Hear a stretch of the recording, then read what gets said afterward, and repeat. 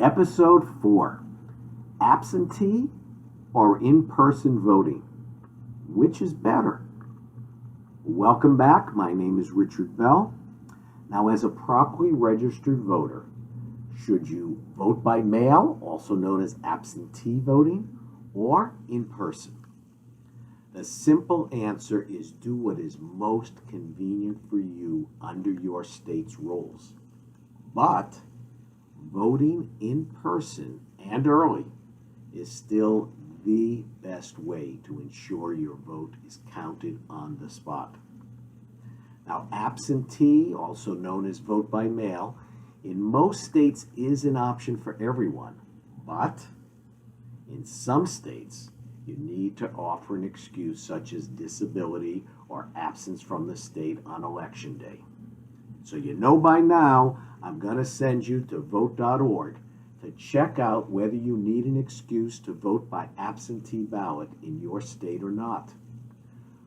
Whether you have to request an absentee ballot online or by mail, or you'll be sent one automatically by your election board, still varies state by state. There is a link on Vote.org entitled Vote by Mail to get to your particular information for your state.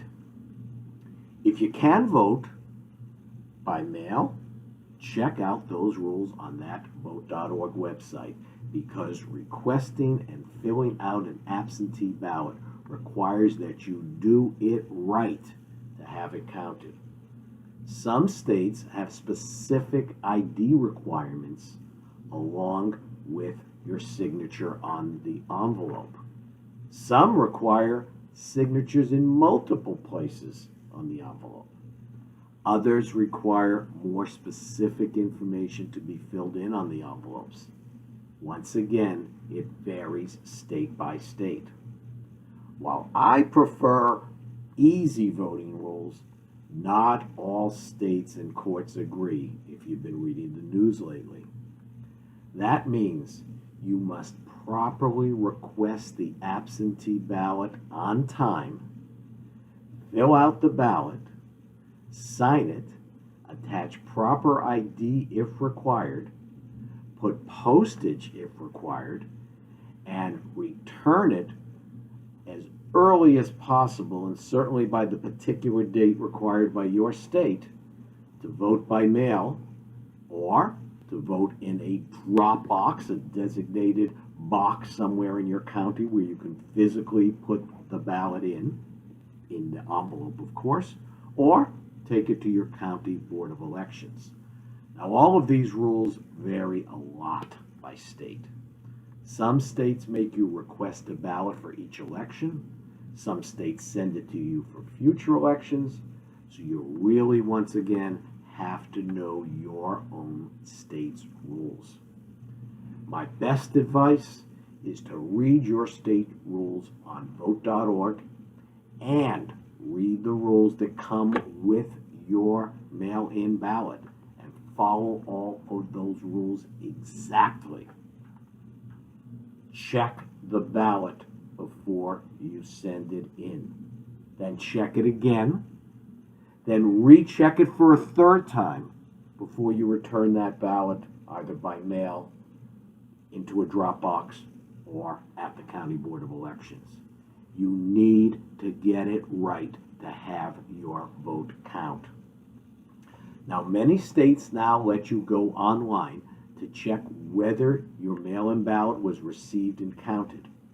Some states notify you by mail, email, or phone if there is a mistake on the envelope and allow you to fix it within a quick period of time so your ballot counts. Rules vary by state. Time periods to request such a ballot or return such a ballot vary by state.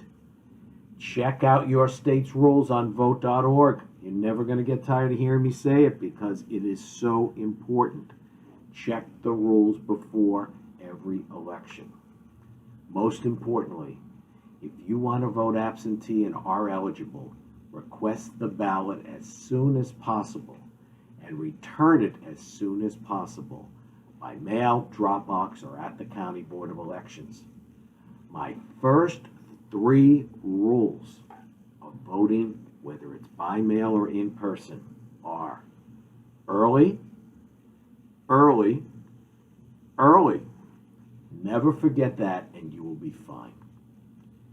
If it is comfortable and convenient for you and you are eligible to do it in your state, then you may vote by mail.